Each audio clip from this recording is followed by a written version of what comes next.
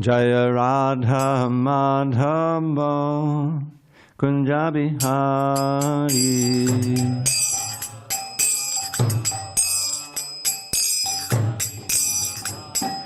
Jaya Radha Madhava Kunja Bihari.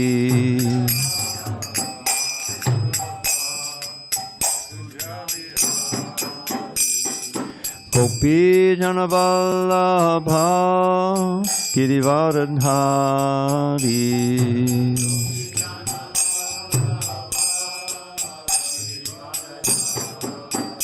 Jaya Gopi Jana Vallabha Girivardhari.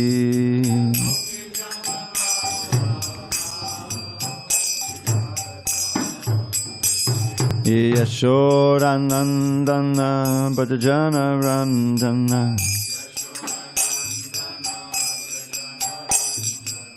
Yashodanandana Bhajana Randana.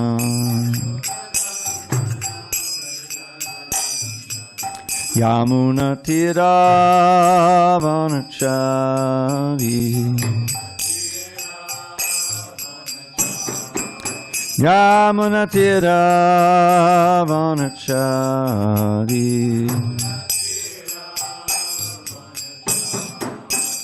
Jaya Radha Madhava Kunja Bihari.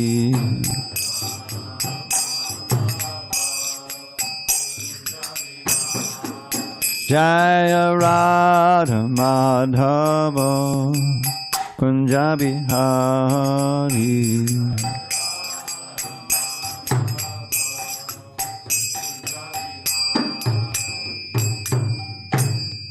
Jai Om Viṣṇupād Paramahansa Parajikācharya Astotoda Sri Srimad His Divine Grace Srila A.C. Bhaktivedanta Swami Prabhupada Ki Jai. ISKCON BBT Founder Acharya Srila Prabhupada Ki Jai. Jai Om Viṣṇupād Paramahansa Parajikācharya Astotoda Sri Srimad His Divine Grace Srila Bhakti Siddhanta Saraswati Thakur Ki Jai. Ananta Koti Vaishnavinda Ki Jai. Namacharya Srila Haridas Thakur Ki Jai. Grantharaj Srimad Bhagavatam Ki Jai. Samaveda Bhaktivinoda Ki Jai. All glories to the assembled devotees. All glories to the assembled devotees. All glories to the assembled devotees. All glory to Shri Guru and Gauranga. Okay. Narayanam Namaskritya Narang Chaiva Narottamam Devim Saraswatim Vyasam Tato Jayamudidayet. Before reciting the Srimad Bhagavatam, which is our very means of conquest, we should offer our respectful obeisances unto Lord Narayan, the Supreme Personality of Godhead, unto Narayan Rishi, the supremest human being, unto Mother Saraswati, the goddess of learning, unto Srila Vyasadeva, the author, and unto Srila Prabhupada, the translator, commentator, and our spiritual master. Nashta Prayesha Bhadreshu Nityam Bhagavata Sevaya Bhagavatyuttama Shloke Bhakti Bhavati Naistiki. By regular attendance in classes on Srimad Bhagavatam and by rendering devotional service to the pure devotee, all that is inauspicious within the heart is destroyed almost to nil, and loving devotion to the Supreme Lord, who is glorified in transcendental songs, is established as an irrevocable fact. Om Namo Bhagavate Vasudevaya. Om Namo Bhagavate Vasudevaya. Om Namo Bhagavate Vasudevaya.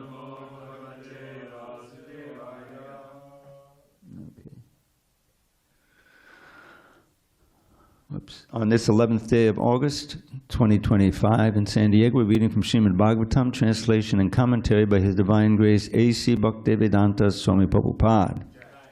And we are in the 8th canto, Withdrawal of the Cosmic Creations, 20th chapter. Bali Mahārāja surrenders the universe, And we'll be reading text 5 to 8. And I'll do 5, 6, and 7, and we can do 8 together. Naham bebemi narayan naranyad asukharnavat nastana chavanan mritjor yata viprapalambanat. So this is Bali speaking to Vāmanadeva. I do not fear hell. I said Bali, right? I do not fear hell, poverty, an ocean of distress, fall down from my position, or even death itself, as much as I fear cheating a Brahman. 6. Yad yad dasati lokesmin samparetam danadikam tasya tyage namittam kim viprastusyen natena chet. My Lord, you can also see that all the material opulences of this world are certainly separated from their possessor at death. Therefore, if the Brahman Vāmanadeva is not satisfied by whatever gifts one has given, why not please him with the riches one is destined to lose at death? Purport. The word Vipra means Brahman, and at the same time confidential. Bali Mahārāja had confidentially decided to give the gift to Lord Vāmanadeva without discussion. But because such a decision would hurt the hearts of the Asuras and his spiritual master Śukracārya, he spoke equivocally. Bali Mahārāja, as a pure devotee, had already decided to give all the land to Lord Viṣṇu. Text 7. Shreya kurvanti bhutanam sarabo dustyajasubihi dadyan shibi dadyan shibi pratibhritaha Kol Vikalpa Daradishu. Dadichi, Shibi, and many other great personalities were willing to sacrifice even their lives for the benefit of the people in general. This is the evidence of history. So why not give up this insignificant land? What is the serious consideration against it? Purport. Bali Mahārāja was prepared to give everything to Lord Viṣṇu and Śukracārya. Being a professional, Bali Mahārāja was prepared to give everything to Lord Viṣṇu, and Śukracārya, being a professional priest, might have been anxiously waiting, doubting whether there had been any such instance in history in which one had given everything in charity. Bali Mahārāja, however, cited the tangible examples of Maharaj Shibi and Maharaj Dadichi, who had given up their lives for the benefit of the general public. Certainly one has attachment for everything material, especially one's land. But land and other possessions are forcibly taken away at the time of death, as stated in the Bhagavad Gita, Mrityu Sarvaharashchaham. The Lord personally appeared to Bali Mahārāja to take away everything he had, and thus he, Bali, was so fortunate that he could see the Lord face to face. Non-devotees, however, cannot see the Lord face to face. To such persons, the Lord appears as death and takes away all their possessions by force. Under the circumstances, why should we not part with our possessions and deliver them to Lord Viṣṇu for his satisfaction? Sri Chanakya Pandit says in this regard, Sannimitte vadam tyago vinashe niyate sati. Chanakya Shloka 36. Since our money and possessions do not last, but will somehow or other be taken away, as long as they are in our possession, it is better to use them for charity to a noble cause. Therefore, Bali Mahārāja defied the order of his so-called spiritual master. Text 8. Yar, Iyam, Bubuje, Brahman, Daityendrayar, Anivartibihi, Tesham, Kalo, Agvasil, Lokan, Nayasho, Adigatam, Bhuvi, Yariyam Bubuje Brahman, Daityendrayar Anivartibihi, Tesham Kalo Agvasil Lokan, Nayasho Digatam Bhuvi, Yariyam Bubuje Brahman, Daityendrayar Anivartibihi, Tesham Kalo Agvasil Lokan, Nayasho Digatam Bhuvi, Yairiyam Bubuje Brahman Daityendraya Nivartibihi Tesham Kalogvasilokan Nayasho Digatam Bhuvi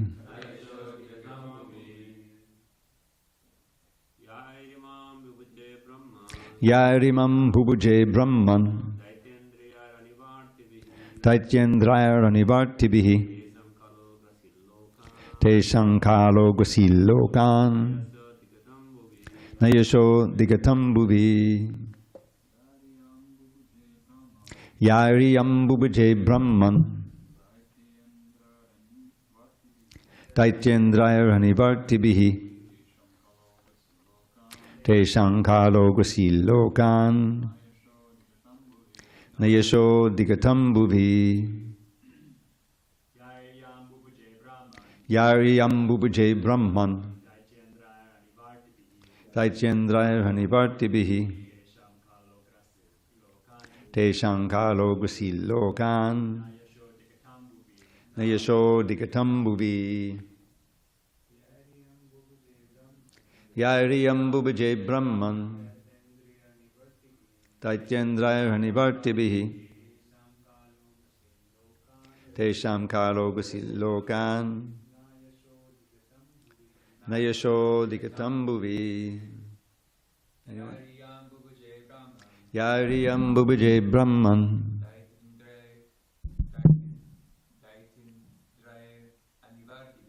Daityendraya Nivartibihi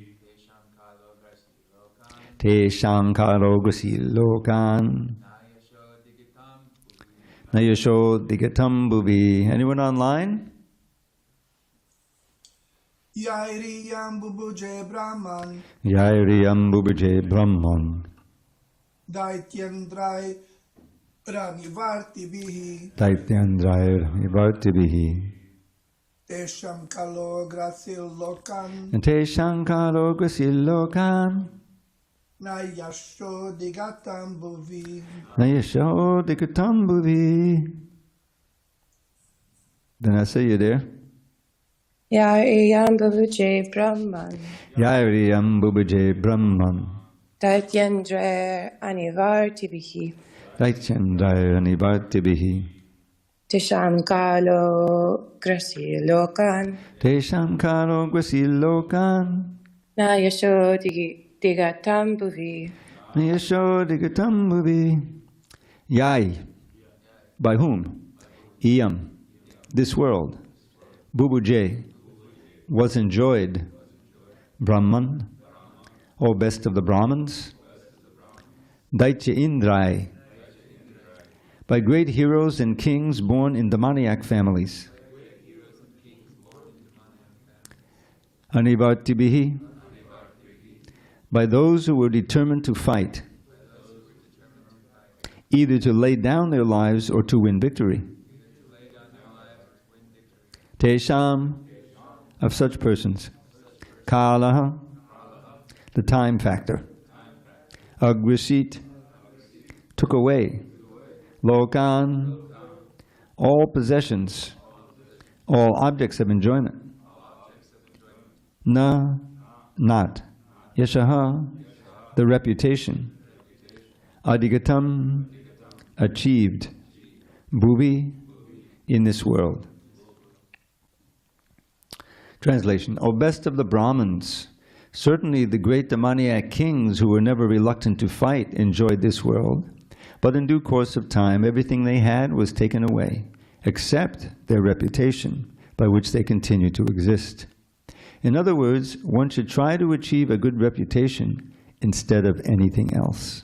Purport. In this regard, Chanakya Pandit, Chanakya Shlok 34, also says, Ayusha Shanaeko pi nalabhya svarnakotibihi. The duration of one's life is extremely short, but if in that short lifetime one can do something that enhances his good reputation, that may continue to exist for many millions of years. Bali Mahārāja therefore decided not to follow his spiritual master's instruction that he deny his promise to Vāmanadeva. Instead, he decided to give the land according to the promise and be everlastingly celebrated as one of the 12 mahājanas. Bali Mahārāja Vayam. Om Jnanatimirandasya Jnananjana Shalakaya Chakshur Unmilitam Mena Tasmai Shri Gurave Namaha. I was born in the darkest of ignorance, but my spiritual master Srila Prabhupada opened my eyes with the torchlight of knowledge. I offer my humble obeisances unto him and all members of Sri Parampara. So here we see Vāmanadeva, Bali deciding to ignore his so-called guru's instruction, which he could recognize was materially motivated, since Shukracharya was fully dependent on Bali Mahārāja as his spiritual master. And if Bali Mahārāja donated all his possessions to Vāmanadeva, what's Shukracharya going to live on? So his motivation in that instruction was entirely material. He wasn't thinking of Bali's reputation or his relationship with God. And Shukracharya could readily recognize that this was indeed not a dwarf Brahman, but was rather a diminutive manifestation of the Supreme Personality of Godhead. So he was correct in understanding that Vāmanadeva would take everything, but he was incorrect in his advice that Bali should go back on his promise. And here we see the real nature of Bali as a great devotee. Now one may ask, well, how does he get characterized as the demons? As a demon, he's the head of the demons, and he, fought with the demigods and conquered. So he was following his Kula Dharma, as it were. In other words, his family tradition. He's born as a descendant of Hiranyakashipu, after all, even though he's also a descendant of Prahlad. And he was in that family of asuras. But like other members, as I pointed out, of course, Banasura was indeed an asura, but because he was a descendant of Prahlad, he wasn't killed by Krishna. When there was this fight over Usha and Aniruddha, Usha had seen Aniruddha in a dream, and Chitralekha drew all kinds of nice young men, and then when she finally came upon that her partner, she blushed and she said, "Yeah, that's him." So Chitralekha, she could fly through the space, and she went and retrieved Aniruddha and brought him back to Shonitapur, I think it was. And so they're having this affair in the inner parts of the palace.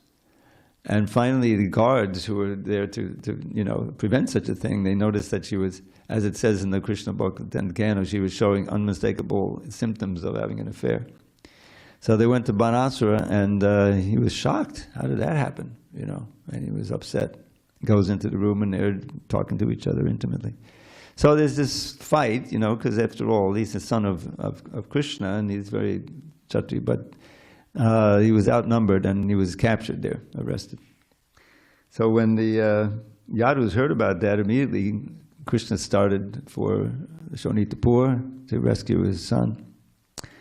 And ultimately, because Banasura, he was a worshipper of Lord Shiva, as many of the demons are. You may remember Ravana was a big devotee of Lord Shiva. And so he had these 1,000 arms that had been given to him by Lord Shiva because he was a good drum player. So why not play, 500 drums or whatever it was. So anyway, he had all these arms. I don't know how he walk around with 1,000 arms, but he had them. And he was he complained to Lord Shiva, "I have all these arms, but there's no one to fight with me. I've got to hit him against the mountains just to get off the. So Shiva said, "You'll meet up with someone who you can fight with, who's your equal." And Banasura was very, very eager to meet him. Wasn't very bright either. So anyway, what happened was that they arrested Aniruddha, and then Krishna came and he challenged Banasura and his army. And of course, they were defeating them. And finally, Lord Shiva, who was very solicitous toward his disciple and his worshipper, he sent the Shiva Jwar, which is a heat weapon. And so Krishna, he didn't fight with the heat weapon. He sent his Viṣṇu Jwar to fight. So there's this battle between the Jwaras. Jwara really means a fever. So, but it's come to mean also a kind of weapon, right? So, as Prabhupada says in the Krishna book, if it's hot, because it's in terms of the weather in a climate in India, one can somehow tolerate it. But if it gets really, really super cold, then everything collapses. You know. So that was kind of predicting who would win. And so eventually the Shiva Dwara surrendered to the Viṣṇu Dwara, and he didn't want to be slain, so he was defeated. And so Banasura, he was upset with that, and he challenged Krishna himself. Here's his worthy opponent, so to speak. But Banasura was anything but a worthy opponent for Krishna. So, but he didn't want to kill him because he was a descendant of Prahlad, and Prahlad had been blessed that his descendants would be protected. Anyway, so instead he cut off 996 arms. So he's only got 4 arms left. You can imagine all those arms piled up around. So he was humbled by that, obviously, and he put Aniruddha on the chariot with what was the daughter's name? Usha. And so off they went to get married in Dwarka. So that was another instance where the descendant of Prahlad was blessed. It's kind of gruesome, but he was still blessed. But this is much more significant because here's Bali actually showing his true nature as a great devotee. He was the head of the demons. They had beaten the demigods because they were favored by serving the Brahmins. That's a theme here, namely Shukracharya. But Aditi was very upset by that. As you remember the whole thing with the Payavrata, she was given that by her husband to worship. And lo and behold, after 12 days of Payavrata, Narayan appears as her son, and or appears to her. And says, "Don't worry, it's going to be taken. You'll be able to get your sons back." And so then he appears as this little Brahmin boy. He's actually an incarnation, and there's a big ceremony, and all kinds of people come and give all kinds of gifts to this little Brahmin boy, dwarf Brahmin. And but it was actually an incarnation of Krishna, this Vāmana. And Urukrama. Who can remember what Urukrama means? 2 meanings. Big steps. Big steps. Wonderful steps, or wonderful activities in general. Krama can mean it's your activities. So that's another one of his names. So now we're going to see what happens when Bali finally, after all of this preliminaries, he actually donates the 3 steps of land, which by now he knows is going to be a lot more. And Vāmanadeva just becomes Urukram, big steps. With 1 step he covers the earth, with the other step he covers the rest of the universe, and then pokes a hole in the covering, and the causal ocean drips through and takes the dust of his feet, becomes the Ganges. So that's a whole thing going on. And then he comes back down and says, "Okay, where's my 3rd step?" And Bali very wisely says, "Put it on my head." And with that gesture, he becomes a mahājana.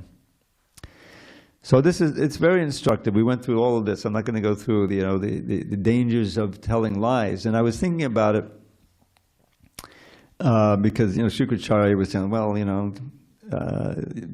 for your own maintenance and all these other reasons, it's okay to tell lies and this and that. But he didn't want any part of it.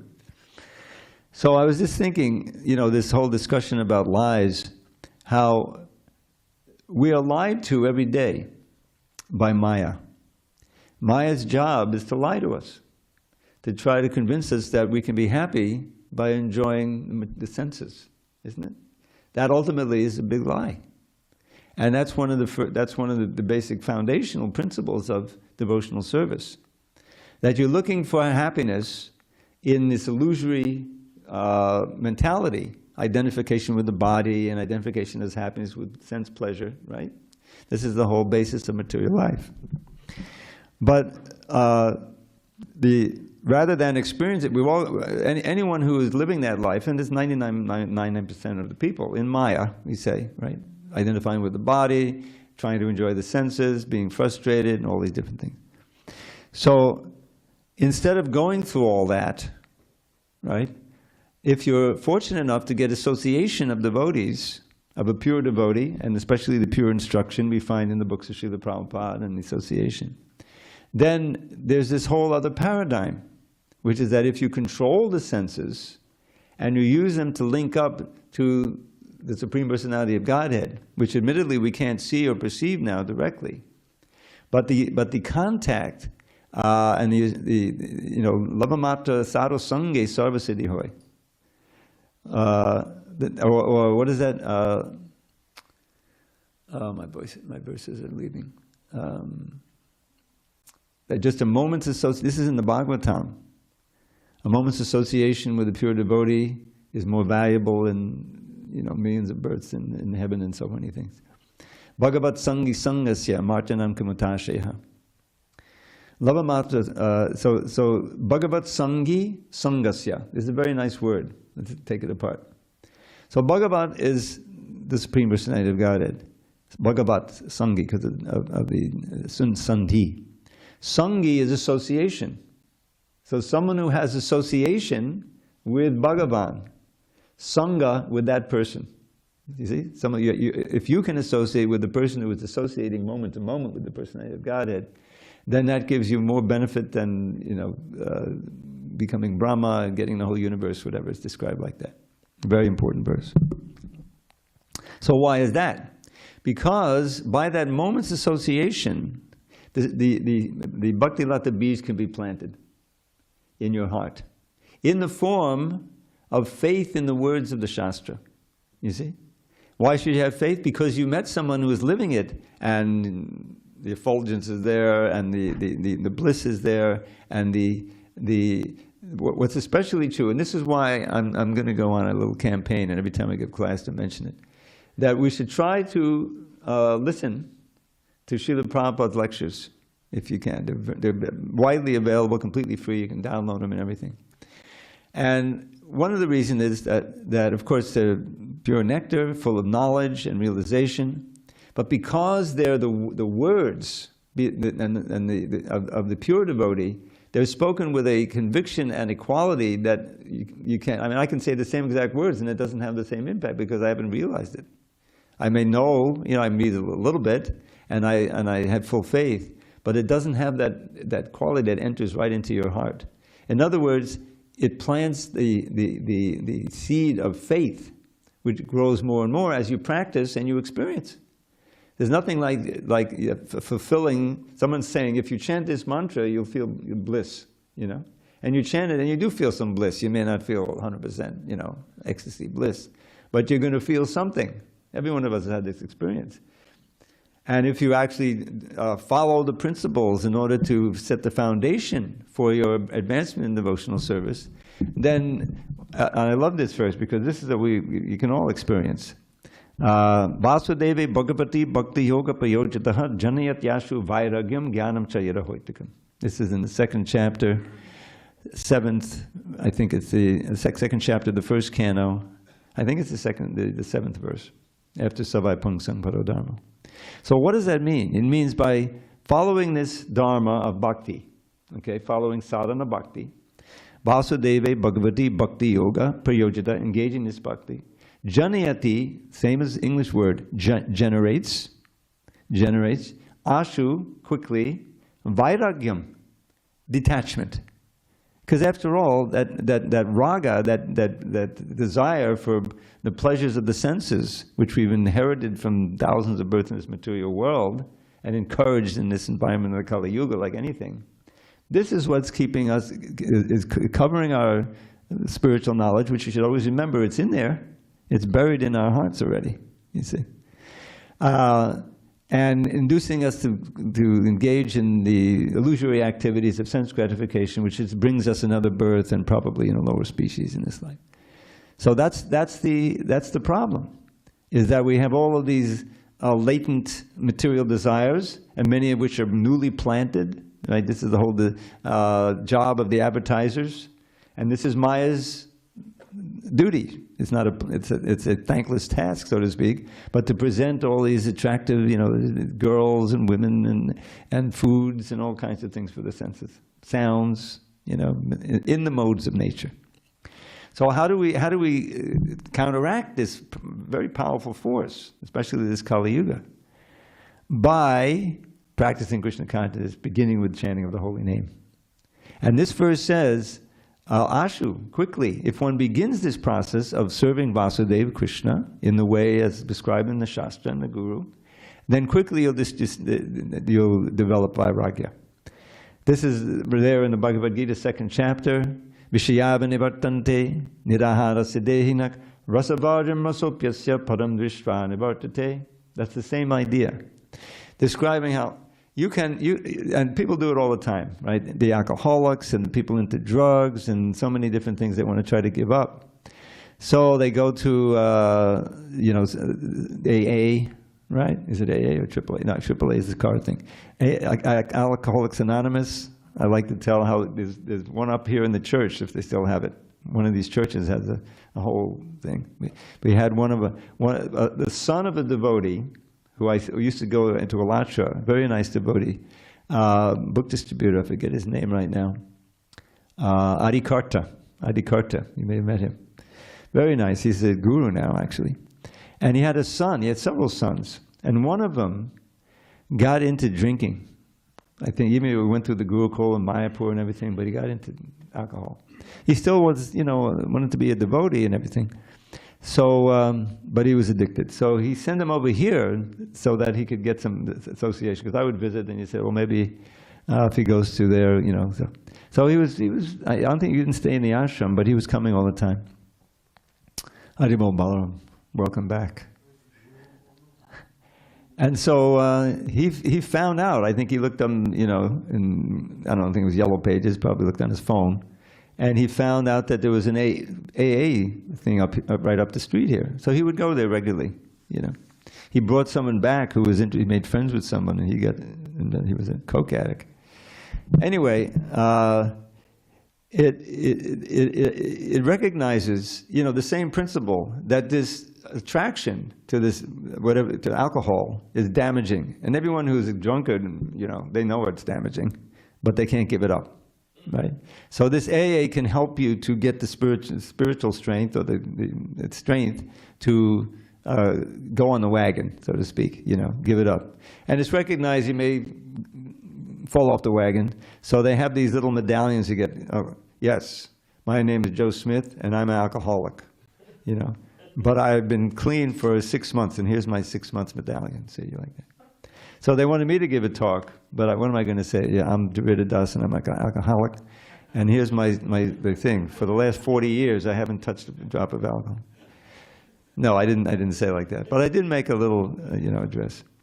So the idea is that Krishna consciousness is so powerful that it can, if you take it seriously, and you at least try to follow the principles and chant and do all those things, that from within you'll be going quick changes.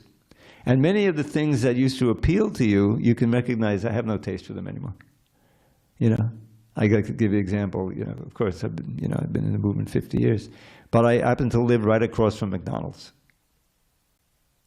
Now, there's not one moment that goes by where I'm thinking, God, I wish I had some fries and a cheeseburger. I was there when they opened McDonald's. I mean, back in the early '60s, I remember. And it was part of my routine to have that on bowling night day, like everyone was doing it. It didn't seem to be wrong. But knowing now how damaging it is, and being a little enlightened even without Krishna consciousness, how harmful it is to all these poor cows, and it's horrible. People become vegetarian on that basis too, on ethical grounds.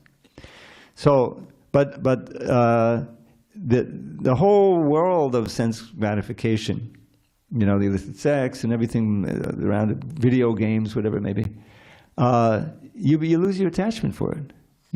Especially if you're deeply involved in serious bhakti, you're coming every morning, you're chanting your 16 rounds, you're praying to be able to follow all the 4 regular principles, And if you're really serious, it becomes possible to do that.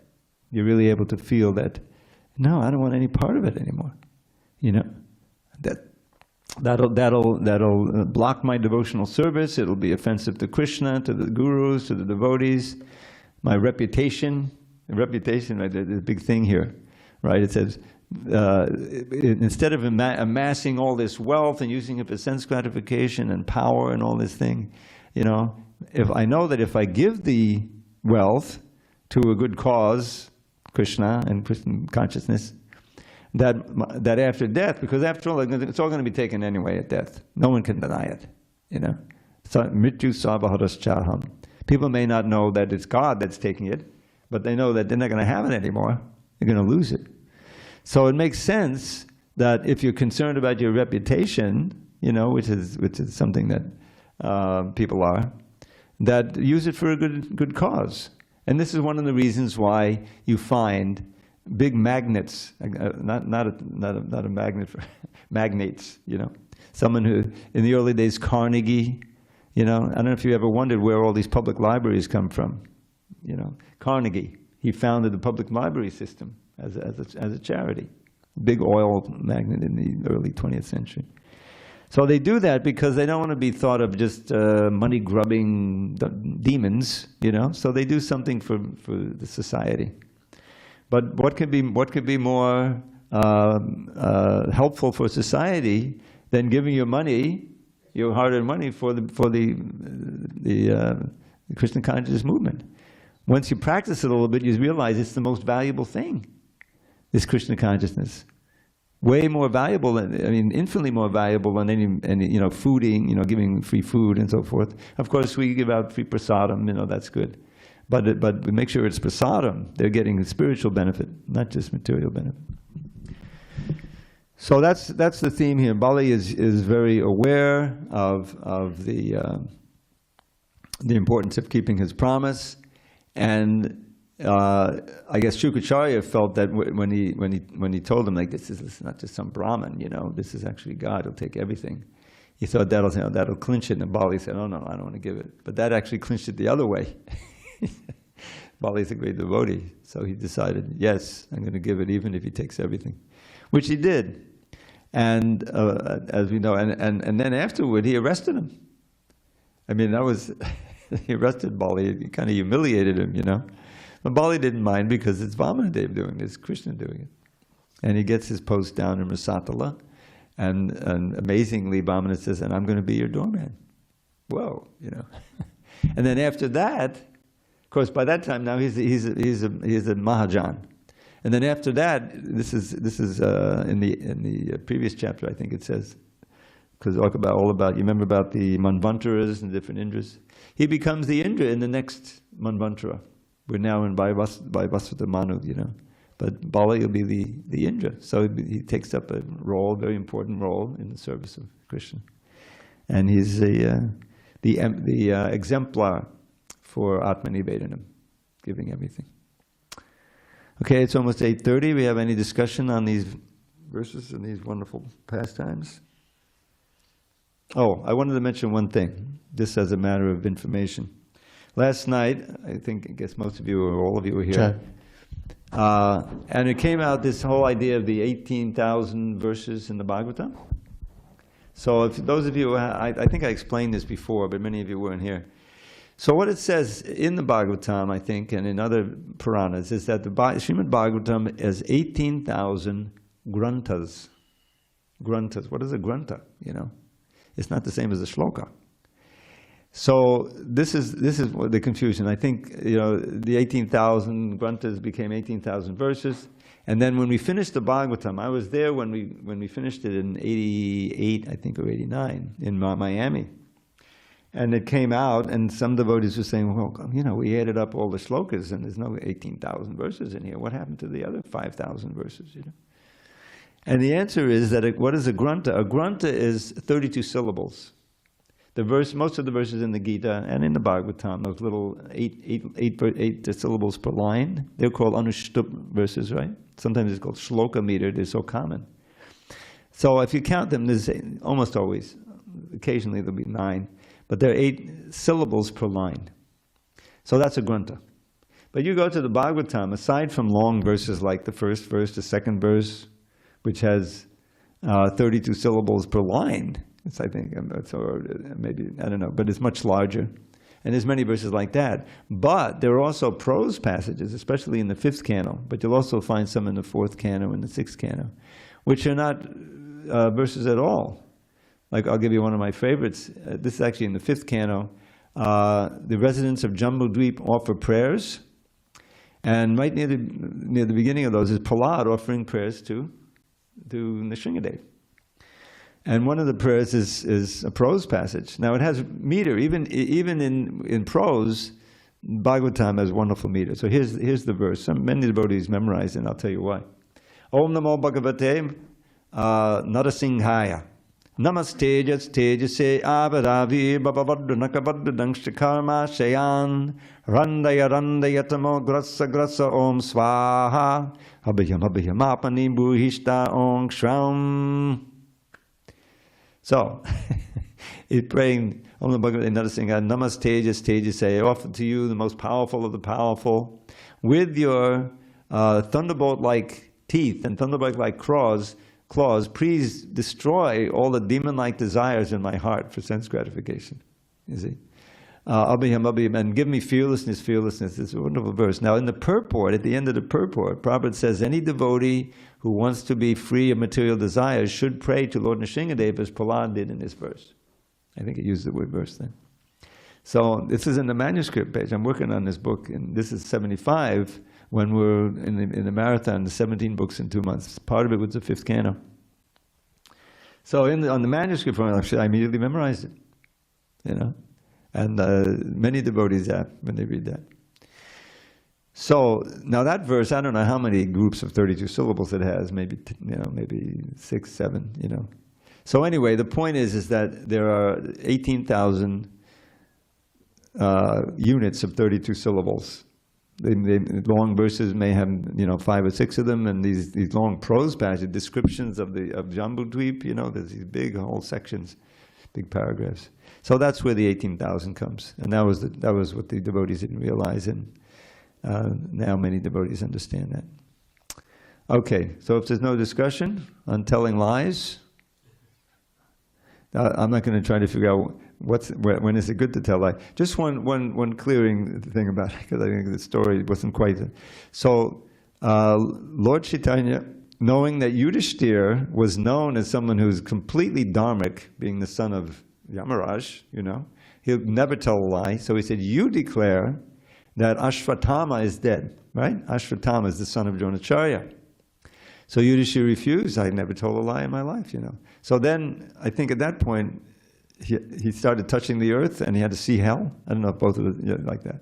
He didn't go to hell, but he had to see hell. So I know that he was punished for not telling a lie, because Krishna told him. Just like Arjuna was finding all kinds of ways why he shouldn't fight, right? And materially, they sounded pretty, correct in a way. If I do this, then the men will all be killed. They'll stop performing the shraddha. The pitris will go to hell. And the women will become, widows, and then they'll be exploited, and we'll have Sparna Shankara. So, the heck with this fight. And if I fight and win the kingdom, it'll be soaked with the blood of the people I love. So how can I enjoy it? So by all this logic, so-called logic, he decided not to fight. To him there, but he knew that Krishna wanted him to fight. So he's in a dilemma. He sits down on the chariot. He drops his bow. And he says, Karpanyadosho pahatat sabhava prichami tvam dharma samuda cheta yakshe yaksyanishchitam buhitam meshishastahim sharimam tvam papannam. That's the key. So this is the key verse, because he changes his whole mood there, and he from being a friend and talking to a friend, he's now a disciple appealing to his guru. It's a whole different relationship. So he says there, Karpanyado, this miserly weakness has stolen my actual nature. Upahata swabhava. My swabhava is as a kshatriya, but now I'm acting like a coward, So therefore, I don't feel good about it. Prichami tvam dharma samuda cheta. Please tell me what is real dharma, because I'm completely bewildered about what dharma is, what my real duty is here. Shishya, that's the last line. Yakshreyaksyan nishtitam bruhitanme. Tell me for sure, for certain, what I can do to get real shreya, for the most auspicious end. You see, and so that's really what he wants. Shishyasteham, I am your Shishya now. Shishyastam Shadimam Tvam Papannam. Please instruct me, I surrender unto you. Everything changes, the whole relation changes. Krishna chastises him. Ashochanam, Ashochanam, Pragyabharam. Should be a speaking learned word, but you don't know what you're talking about. You're lamenting for what's not worthy of grief. Nobody dies, right? It's just the body that changes, you know. So your guru and your worshipable grandfather figure, Bhishma, they're not going to die. They'll get much better bodies, you know, like that. Anyway, so you know the Bhagavad Gita comes. So that's a turning point. And here's a turning point for Bali. You know, he's got to make a decision, and he goes, my reputation is more important to me than keep holding on to this petty little universe that I'm ruling, you know, basically he's saying. And so he decides to keep his promise to the Brahman, but to God, to Vāmanadeva. And that's, you know, then he becomes most exalted like that. And the far out thing is that Shukracharya is Ushana. In the 10th chapter you read about him. And Krishna says of Kavis, I am Ushana, I am Shukracharya. I thought this Shukracharya was just has to hang his head in shame now. But later on, he also prays to Vāmanadeva. Did something very positive. I think there were 3 or 4 verses where he shows his devotional. So it all come out nicely in the end. Okay, one more thing, if there's no questions. Yesterday we heard that wonderful talk by Narantara, and he was talking about how he loves to read the Krishna book, right? So I think I may have shared this verse before, but I'll share it again. I was asking David to memorize it. And it's all about the importance of cultivating a taste for hearing Krishna's pastimes. Now this is at the end of chapter 4 in the 12th canto. Chapter 4 is all about different kinds of annihilations. It's a pretty grim chapter. You know, the annihilation, the partial annihilation at the end of Brahma's day, the complete annihilation at the end of his life, and all different other kinds. And our own little annihilations, when we die, that's an annihilation for us, you know. So it's a kind of sobering chapter. So at the end is this very hopeful verse, this beautiful nectar verse. And here's it's another boat verse. There's the Krishna's verse where he said, Nirdeham Ajam, the human body is a boat to take us across the ocean of birth and death. And of course, Krishna's lotus feet are a boat. Samasrataye Padapallavam, Plavam means boat. But this is another boat. So he says, Sangsara Sindhum, that's the ocean of samsara. Sangsara Sindhum ati dushtadamutti tirshor, nanak plavo bhagavatak purushottamasya lila katavasa nishevanam antarena pungso bhaved vivanadukkha davarditasya. So he says, Sangsara, the ocean of birth and death. Ati dushtaram, very difficult to cross over.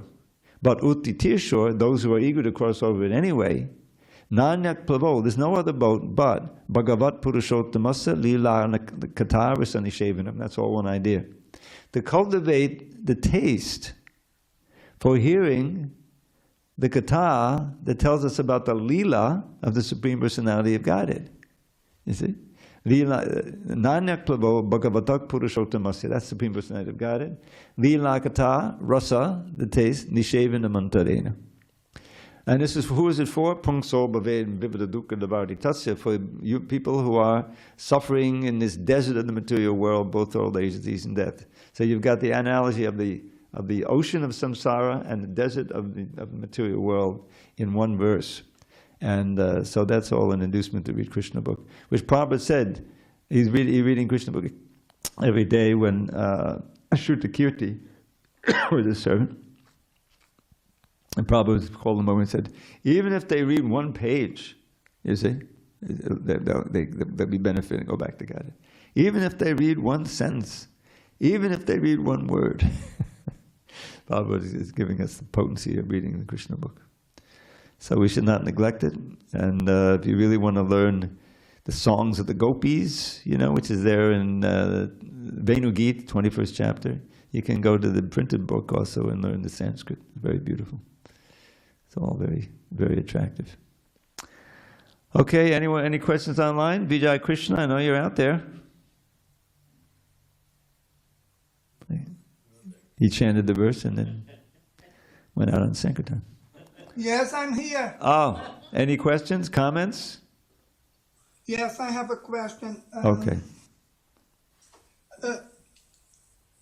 The last verse about reputation. Do you mind reading again the last sentence of the Okay, translation? you're talking about text 8? Yes, text 8. All right, so I'm reading the last of the sentence. The last sentence of the translation. Of the translation. Okay, what is the serious consideration against it? No, the translation to text 8. Oh, I'm sorry, this is 7, I'm sorry. Okay, you're right. Boy, okay, in other words, one should try to achieve a good reputation instead of anything else. Yes, that is the quote. Thank you very much, your most kind. Dandavat pranams. Dravida Prabhu, my question based on this sentence would be, if it happens for a practitioner of the process of Krishna consciousness to achieve a good reputation, what is the advantage? What is the benefit for him? That would be my question. Yeah, so that's a good question, and this is kind of a little bridge between Bali's, I don't know, I want to say, material mentality, but a little vestige of it. Because what does he say before? Well, there's only 2 sentences, one long sentence and then one short sentence here. Best of the Brahmins, certainly the great demoniac kings who were never reluctant to fight, enjoyed in this world. But in due course of time, everything they had was taken away except their reputation, by which they continued to exist. So these are demons have reputation. In other words, one should try to achieve a good reputation instead of anything else. So, I mean, obviously, if great devotees, they have a great reputation, but they're back in Goloka Vrindavan. They're not worried about what people think of them back down here, I assume, right? But the idea is that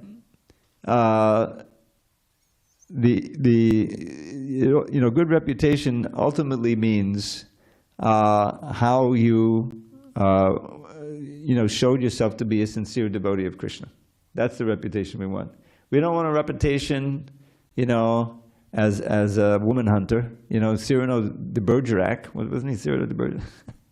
He had a reputation as one who was expert not at rape but at seduction. So we don't want that reputation. There can be bad reputation, I guess. Of course, it turns out to be infamy rather than famous. So I don't know if that's even reputation. So he's just what he's thinking of is long term. In other words, beyond death. Ultimately, what do you care? You're back up in Goloka Vrindavan and you're in your Swarup. You're not worrying about what people are thinking about you down here. But don't forget, he's kind of straddling. He was the head of the demons, so he's thinking this is what demons should worry about. Now think about Kamsa, when we first introduced to Kamsa, right, in the 10th canto, in the beginning of the 10th canto. It's the wedding day for Devaki and Vasudeva, right? So he's driving the chariot of his sister. It's actually cousin sister, and there's an omen speaking, and a disembodied voice, right? You fool, Kamsa, don't you know that the 8th son, actually 8th child of this Devaki will kill you? That was basically the omen, right? So Kamsa reacted as any, really serious demon would. He decided to take it into his own hand. He's going to cut off the head of his sister. He had no, So it's described how Vasudeva, he saw the danger, so he's speaking to him. And the thing that really gets him, if you study the conversation, because there's also a Kamsa Gita there. He also talks about life after death, But what really gets him is that it won't look very good for you. Your reputation will be completely destroyed. If you killed your sister on the day of her marriage, come on, how does that look? So they say, yeah, actually, you're right, and it's not the sister, it's the son of the sister. So then Vasudeva clinches it because he's known. You see, just as Krishna used Yudhishthira's reputation for always telling the truth. So he wanted him to declare that Ashwatthama was dead, so Dronacharya would be dispirited and it could be killed, right? So similarly, Vasudeva understood that Kamsa would be concerned about his reputation, and this would be, he'd still be alive, you know? And it wouldn't, you know, what could be worse? You're killing your sister on the day of her marriage, you know, that's bad. So Kamsa said, yeah, that's right. So Vasudeva clinches it, and I'll deliver to you all the sons whenever the son is born. And he was known as very truthful. And indeed he did. The first 6, the 7th was Balaram, that was a miscarriage, right? Taking the Rohini's room. And the 8th one, he broke his promise. He took that 8th one, Krishna, out of the, you know, out of the prison house, and he walked them off to Vrindavan. So that's the idea, is that in his demonic mood, you know, there's still some vestige of it there. He doesn't want to ruin his reputation by breaking this promise to this Brahman Shukracharya. That was another reason for it. So all of these things together convinced him that it's better to lose everything, keep my reputation, and, you know, this way follow the Brahmins. And I can see he's not really a Brahmin. He's the Supreme Personality of Godhead in the guise of a diminutive Brahmin. I won't say dwarf. You know, I don't like the word dwarf. You know, look it up in the dictionary. So that's my understanding here. That this is a little bit of, you know, he's thinking materially here also for the reputation, but it all adds up to him keeping his promise. And that's the key. And then when he does that, he loses everything, and he's glad. He didn't quite get everything. Here, take my head. You see? So he's showing his true nature. That's how it comes out. That's how I understand it, bro. Yeah. So you don't think that he's speaking about his devotional reputation? Well, he might be here. Yeah, that's a good point. In other words, he's forgetting his identity as a big demon. He's already counteracted that because he's decided to give this charity to God. So here, you know, he will keep his good reputation as a devotee, and you know, he will also continue to live, you know, with that reputation, not just after death. So yeah, that may be part of it. Yeah. And at the end of the purpose, Srila Prabhupada is saying that he got the best of all reputations. He became eternally known as one of the mahājanas. Yeah, everlasting celebrated. Yeah. Yes, everlastingly is celebrated as a mahājana. What a reputation that is. Yeah, so he made the right decision, obviously, because he is descendant of Prahlad. He's basically a devotee. Okay, but think about not Bali, but any common, ordinary practitioner of the process of bhakti. If it happens for him to achieve a good reputation, what is the benefit for him? What is the advantage? You mean after death or while he's alive? No, while still alive. Yeah, well, the point is, someone who has a good reputation for a good devotee, then you can influence so many others to take up devotional service. You see? Yes. That's the greatest advantage of a good reputation. Not that you feel, oh, everyone is honoring me. No, but because they respect you, then when you speak, you can have a big influence on people, and they can also become devotees. This, you know, Prabhupada's great reputation, you know, that the people trusted him and they surrendered to him because he was so pure. So you're right, that's the advantage for a devotee. Even while you're alive, you can become very influential for the sake of Krishna consciousness and others. Hare Krishna. Yes, Prabhu, thank you very much. Okay. All glory to Srila Prabhupada. Thank you very much. So we got through 8, 9.